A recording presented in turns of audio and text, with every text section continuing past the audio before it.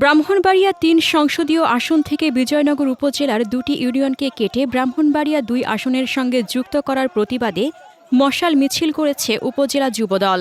বুধবার সন্ধ্যা ৮টার দিকে উপজেলার চান্দুরা ইউনিয়নের আমতলী বাজারে এই বিক্ষোভ কর্মসূচি পালিত হয়, যেখানে কয়েকশত নেতাকর্মী ও স্থানীয় জনগণ অংশ নেন।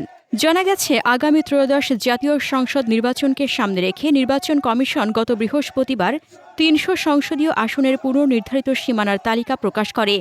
এই তালিকায় ব্রাহ্মণবাড়িয়া ৩ সদর ও বিজয়নগর আসন থেকে বিজয়নগর উপজেলার বুধন্তি ও চান্দুরা ইউনিয়নকে কেটে ব্রাহ্মণবাড়িয়া ২ সরাইল ও আশুগঞ্জ আসনের সঙ্গে অন্তর্ভুক্ত করা হয়।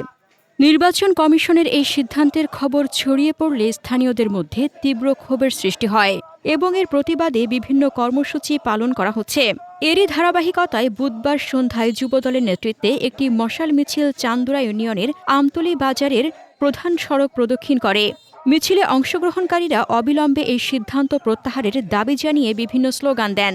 তাদের মতে, এই বিভক্তির ফলে বিজয়নগর উপজেলা প্রশাসনিক ও অর্থনৈতিকভাবে ক্ষতিগ্রস্ত হবে এবং উন্নয়ন থেকে বঞ্চিত হবে। বিক্ষোভ মিছিলে উপস্থিত ছিলেন বিজয়নগর উপজেলা পরিষদের সাবেক ভাইস চেয়ারম্যান মোখলেসুর রহমান লিটন মুন্সি, চান্দুরা ইউনিয়ন যুবদলের সভাপতি সোহাগ খন্দকার, বিজয়নগর উপজেলা যুবদলের যুগ্ম আহ্বায়ক মোহাম্মদ আক্তার হোসেন ও নূর মোহাম্মদ আরাফাত এবং উপজেলা ছাত্রদলের সাবেক নেতা সাইফুল ইসলাম আনন্দ।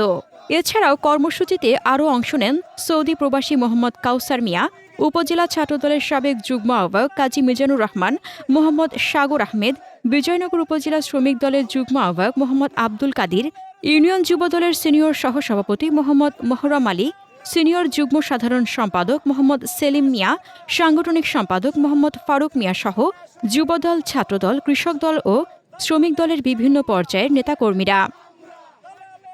হাসনাতুজ্জাহান হিমু, দৈনিক খোলা চোখ।